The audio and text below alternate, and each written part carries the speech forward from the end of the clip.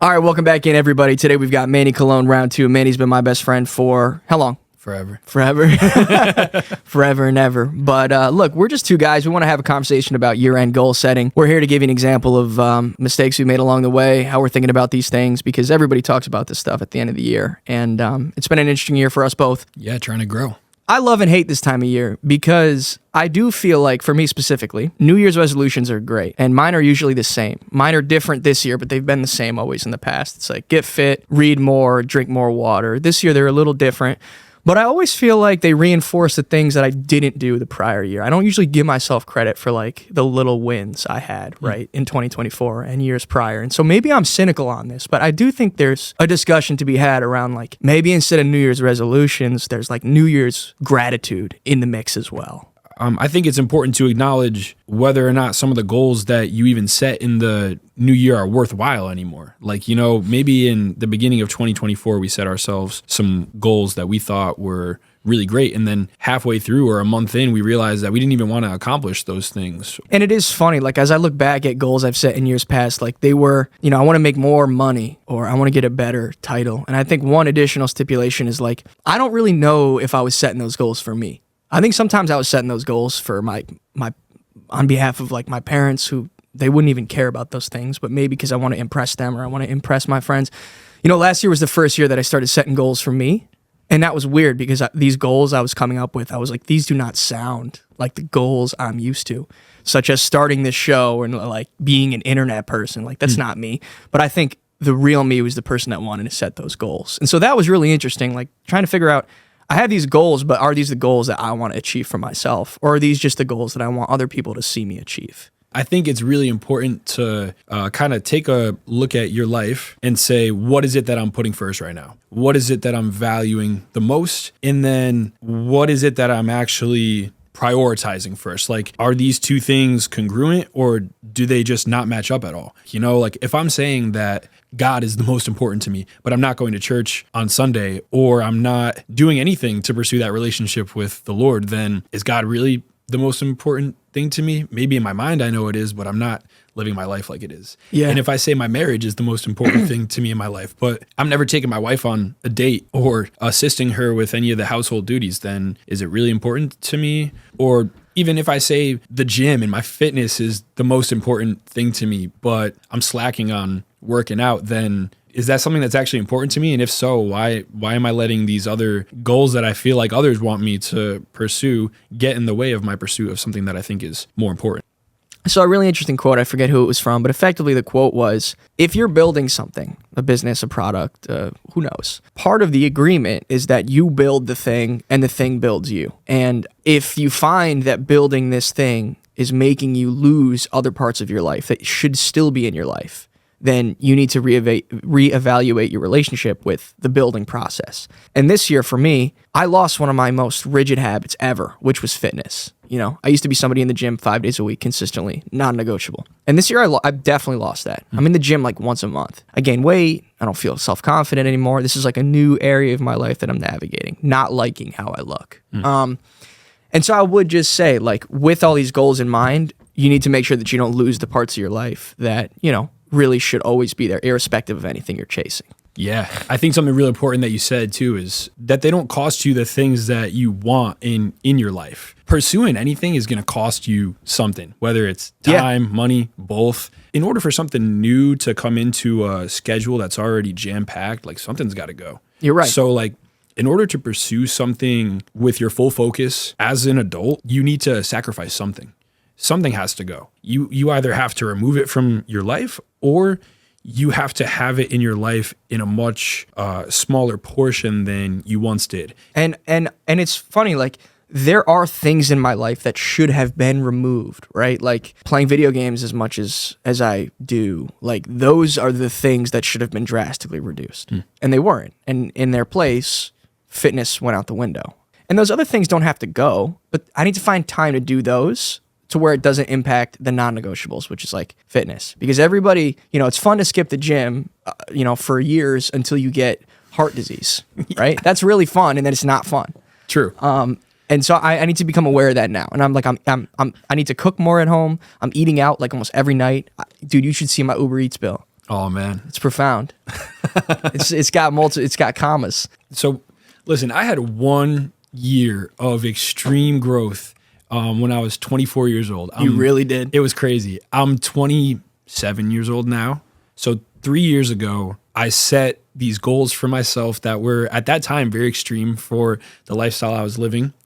I basically said, I want to become a new man. I set out to do some things, and I can say with confidence, I accomplished every single one of those things that I set out to do.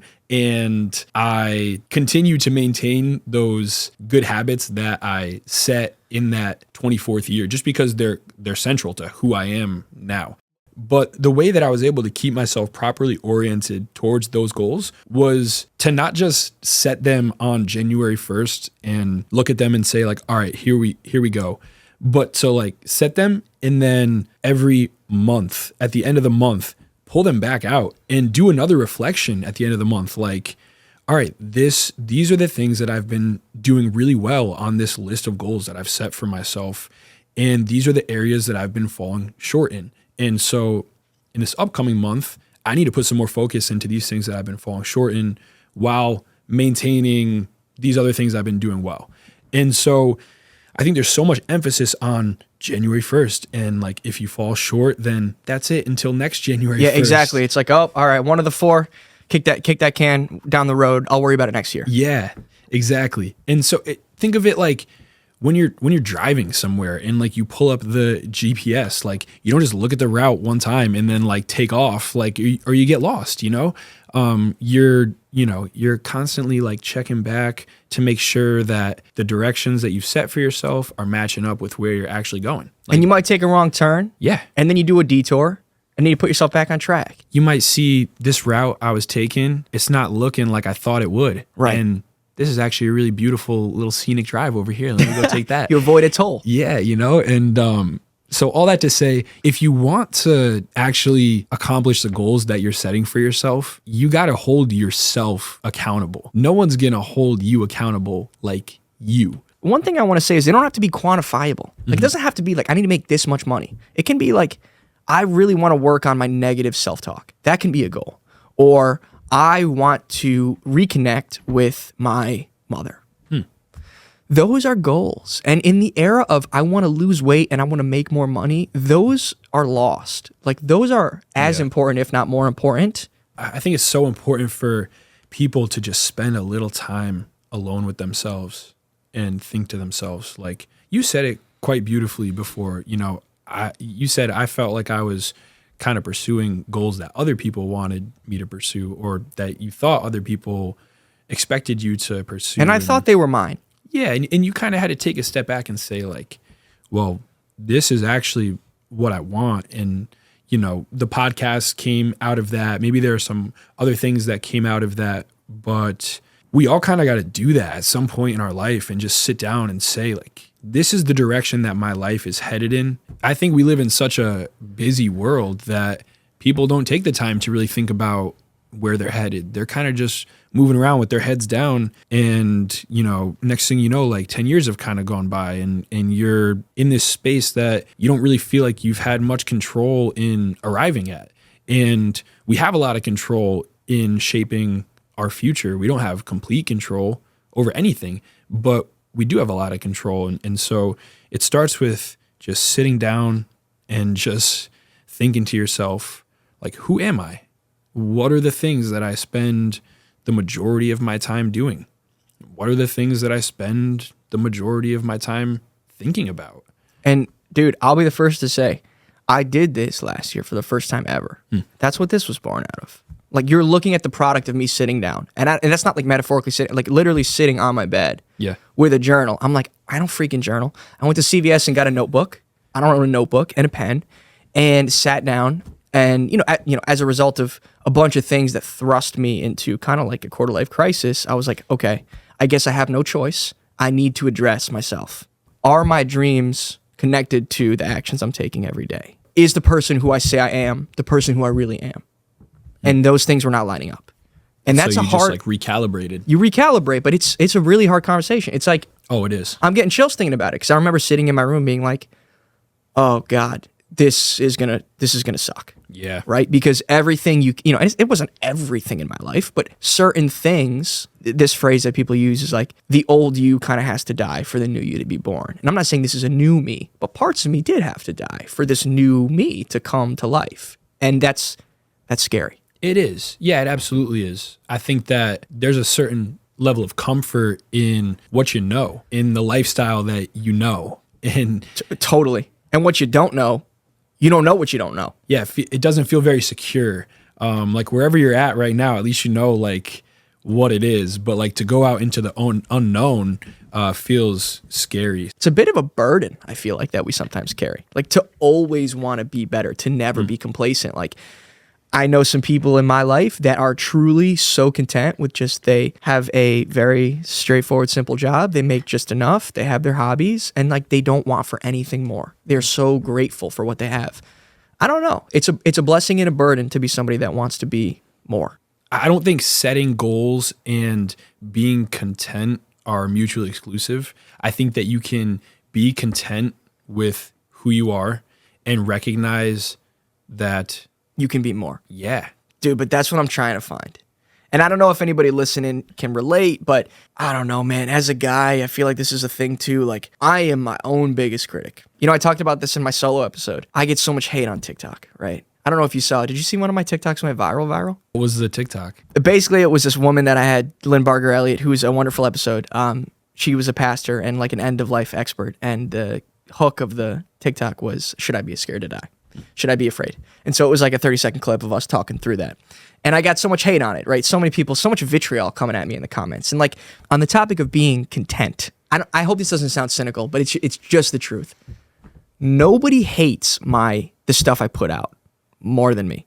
And I know that sounds crazy to say, but I think a lot of people that are like striving and have this like negative self-talk might agree. Like, I'm my own biggest critic. And so all these haters, like, you're preaching to the choir. Like, if you want to use my posts as a punching bag for you to get out your own vitriol, like, by all means, go and do it, because I am probably the best person to do it, because it's not going to affect me. Dang, man. That's sad, but I can relate somewhat. I think I've gotten a lot better with the type of conversation that I have with yourself. Mind. Yeah. But when you're almost like analyzing everything you do as if you were like somebody else, viewing yourself and like kind of how they would like tear you apart. Yeah. Like it's kind of sad that we live in a world that makes us even think like that, dude. But I can relate somewhat to that, but that is a huge goal of mine. Not that I've like written down, because I don't know if that's something that you can measure, but I want to care so much less about what other people think about me. Do you care? Yeah. I'd be a liar to say that I didn't care. I'm surprised to hear you say that. Yeah, I do care. I do care too much about what other people think about me, especially at work. I care a lot about what people think about me. I want to be known as somebody in my office who like has a solid work ethic, and I just think so much about the conversation that people are going to have about me when I leave the room. And they might have it or they might not. Either way. And it's irrelevant. It doesn't matter. It's irrelevant. Maybe it's relevant in the sense that I'm thinking about where like it might influence people's perception of who I am. But again, if I'm trying not to care about what people think of me, or if I'm trying to care less of what people think of me, then, you know, that effect should not. It shouldn't faze you. Yeah, it shouldn't faze me as much as it does. I'm gonna kind of sidebar here. There's this man in that group that I mentioned briefly that I went to. His name's Gary. Gary gave me this great metaphor about how in the morning you start your day like an empty glass of water. And when you spend some time with the Lord, you fill that glass up. But the glass, it's got holes in it.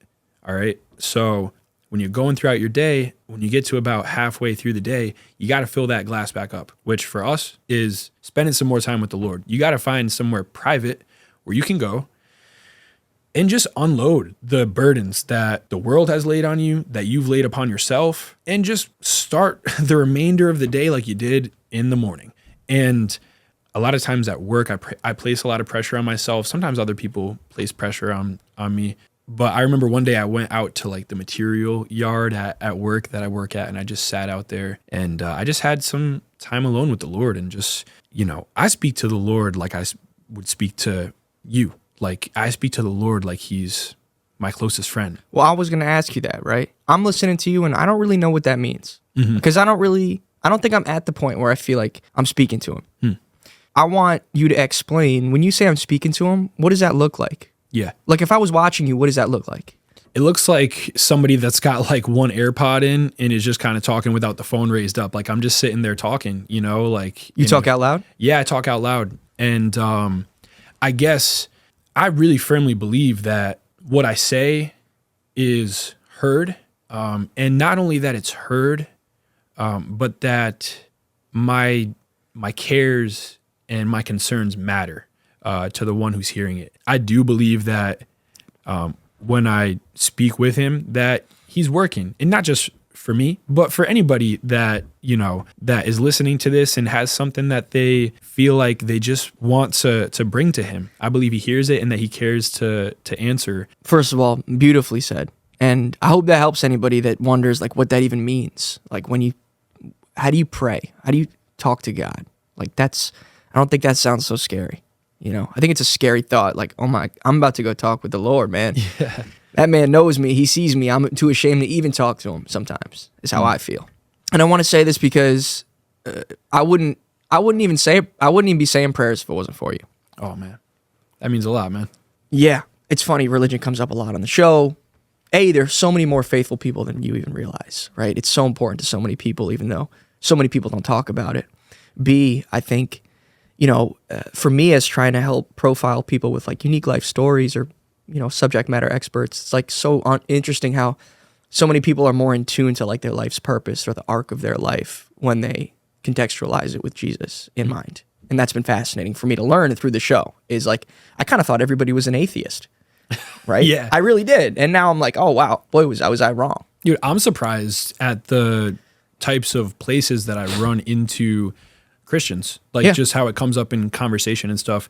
And I have noticed that about your show as well. And I know that I'm somebody who's like very outspoken about my faith. And so like, someone would watch like an episode where I'm on and they'd be like, oh, well, yeah, like this guy, like that's obviously like his, a core component of who this man is. But even if you take me out of Forever Forward and like this episode and the one other episode that I've been on, there's been so much talk about the faith and about Jesus and the Bible and I guess just also just about people pursuing an understanding of what it is that is above us, in terms of power and like in hierarchy. Like people are generally curious about it, about like who God is. And then there's also just been a lot of talk about Christianity. And I don't think any of that is a coincidence. I think like the central theme of your podcast when you initially started it, and I think it is still pretty central to it. I mean, it's like a big part of the conversation we're having today.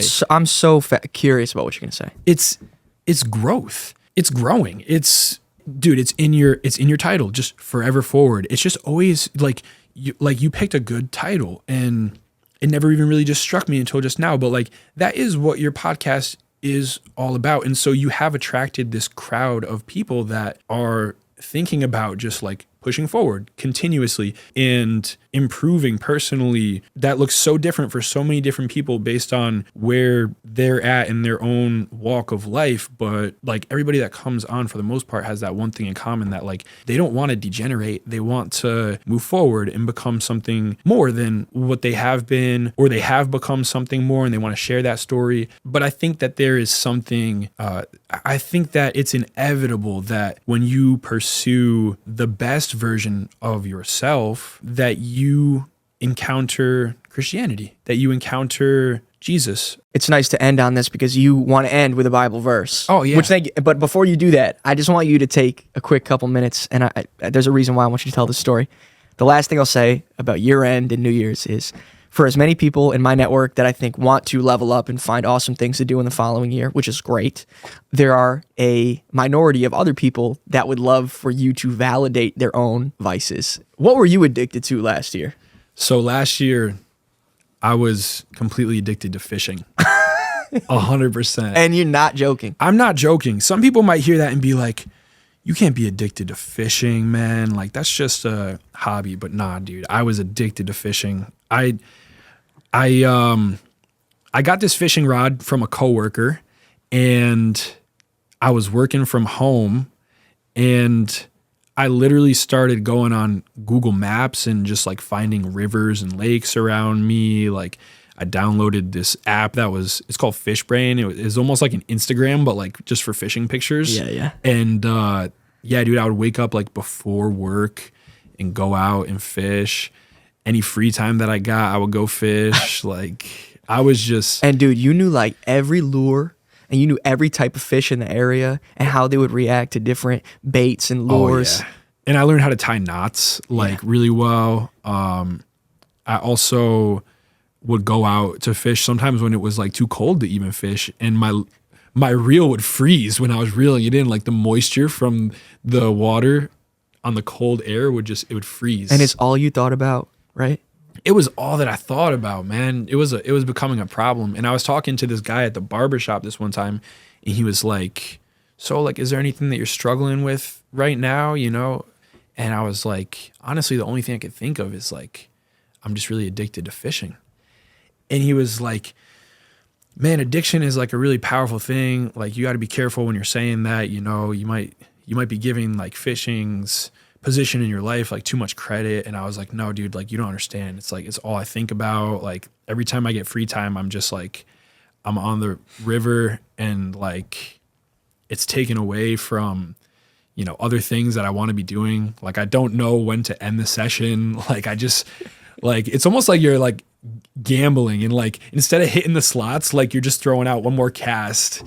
But yeah, that's me. I was hooked, for you know, a lack of a better word. And honestly, I think, you know, because you told me he was asking you so much, like, oh, what are you struggling with, man? Like, what's ailing you? What's ailing you? And you're like, it's just, I think he was pissed about that. He's like, really? You tell me you got something wrong with you and it's fishing? Like, he's like, you got to be kidding me. He was like, you know, if that's the largest of your struggles right now, then I'd say you're doing pretty good. But to me, the fishing addiction was like serious, and I was really upset about it, because fishing started off as something that I really enjoyed, and then once I became addicted to it, it just took all the joy out of fishing. It was more of like a need. I would catch a fish and I'd be like, get back in there, man. Like, let me get your ass one more time. I would grab him, like, take a picture real quick and like throw him back, and then just like, all right, next cast. Like, when I would hook a fish, I had been waiting for that feeling for so long that like, I would loosen up the spool on the rod just to let it keep going. To let it run, dude. Like, just to let it run. Like, that fish was like, all right, bro, come on, bring me in. Like, bro, careful. You're going to get yourself addicted. I can see it in your face right now. You got to take your rods away. Let's close on that verse, because I think it's a beautiful verse and I'd love to hear it. Yeah. So when we were talking about setting goals, this verse came up. It's Paul that says it, and it's from Philippians. So that's for those of you that don't know, that's a letter to Philippi, and Paul is talking about perfection. Paul in this verse, or in these two verses, Philippians chapter 3, verse 13 through 14, he's talking about perfection, and he's talking about pursuing a prize. The prize that he's talking about is salvation. But the central theme to what he's saying here is applicable to anything that you could pursue. And I think it's really great advice that Paul gives. So Paul says, brothers, I do not consider that I have made it my own, talking about perfection. So he says, I'm not perfect. But one thing I do, forgetting what lies behind and straining forward to what lies ahead, I press on toward the goal for the prize. So it goes on. You know, I told you the prize is the upward call of God in Christ Jesus. So Paul's talking about the prize of salvation. But I think that is just so important what he says there. He's recognizing. And Paul is also somebody who's quoted in saying, like, there's this really famous Bible verse that says, I can do all things through Christ who gives me strength. And And in the context of that verse, Paul's talking about being content. He's saying, I can be content in every circumstance because I have Jesus. Like, so Paul is content. He's somebody that knows contentment, that can maintain his contentment in every circumstance. And yet he's still able to say, I do not consider that I've made perfection my own. So I'm not perfect. And even though I'm aware of that, I'm content. But one thing I do, forgetting what lies behind. So Paul is someone that that would really benefit, forgetting what lies behind. Paul used to pursue Christians, and he used to have Christians imprisoned and put to death. So I know we took some time to reflect on what good and bad outcomes came out of last year. I think that's really valuable for determining our goals and determining our aim for this upcoming year. But I do think it's really important not to dwell too much on what happened last year. It's really important not to dwell on the bad things, but it's also really important not to dwell too much on the good things. Because we all know that person who's yeah, man, in high school, I won that JV tournament, and they're just still talking about that JV tournament they won. Not that there's anything wrong. I won a JV tournament as I'm gonna a be honest, senior, I I'm did pretty too. sure. Yeah. So But I get the message. It's not only important not to dwell on the bad things, but also the good things. They're done. It's over. The good and the bad are done. They're valuable only for, the lessons that they provided to us. And they're done. So forget what lies behind and strain forward to what lies ahead. Strain. That means put a little struggle into it, to strain for something is not just to if that remote's right over there, and Just reach out and get it. Yeah. If I can't quite reach it, then okay, I'll leave it there. But if I really want it and it's a bit out of reach, I'll strain for it. I'll maybe even if it's a little bit uncomfortable, I'll reach out there if it's something that I really desire. And the same can be said about our goals. We got to forget what's behind us and let go of it. Even if you're thinking think of a rock climber. You got to let go of that rock that maybe at one time was a really good position to get you to be able to reach that next good foothold or handhold, whatever. But you got to let go of that one that helps you to get where you are now in order to strain towards the next one and ultimately arrive at the top of the mountain. So, that's what Paul says right there, man. Of course, his words are, directed toward the prize that we have in Christ. But I truly believe that if you're trying to pursue a goal, you could take Paul's model and just apply it to whatever it is that you're pursuing. That's beautiful, man. And I appreciate you sharing.